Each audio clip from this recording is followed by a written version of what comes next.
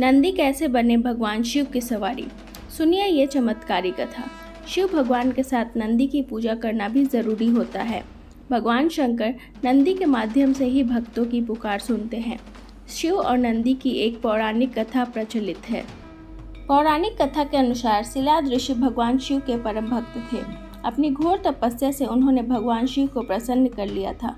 वंश वृद्धि की इच्छा से उन्होंने शिव जी से एक सुयोग्य और सुंदर पुत्र की कामना की। फलस्वरूप उनको एक पुत्र की प्राप्ति हुई। उन्होंने उस पुत्र का नाम नंदी रखा और उसका अच्छे से पालन पोषण करने लगे। शिलाद ऋषि ने नंदी को वेद पुराण सभी का ज्ञान दिया। नंदी पिता के भक्त और आज्ञाकारी संतान थे। एक दिन शिलाद ऋषि के आश्रम में दो संत पधारे। शिलाद ऋषि और नंदी ने उनका पूरे मन से आदर सत्कार किया। जब वे जाने लगे तो शिलाद ऋषि को लंबी उम्र का आशीर्वाद दिया, लेकिन नंदी को ये आशीष नहीं दिया। संतों के इस आचरण से शिलाद ऋषि चिंता में पड़ गए और उनसे इसका कारण पूछा तो उन्होंने बताया कि नंदी अल्पायु है।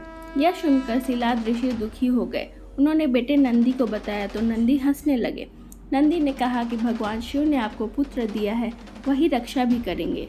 उसके बाद नंदी भुवन नदी के किनारे भगवान शिव की तपस्या में लीन हो गए। उनकी कठोर तप से भगवान शिव प्रसन्न हुए और वरदान मांगने को कहा।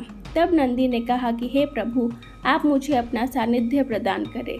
यह जीवन आपके सानिध्य में ही व्यतीत करना चाहता हूँ।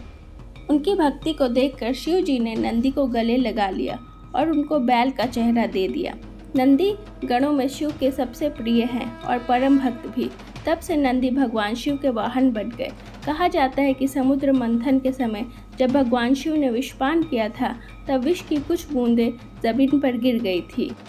उससे किसी को हानि न हो इसलिए नंदी ने उन बूंदों को अपने जीभ से चाट लिया।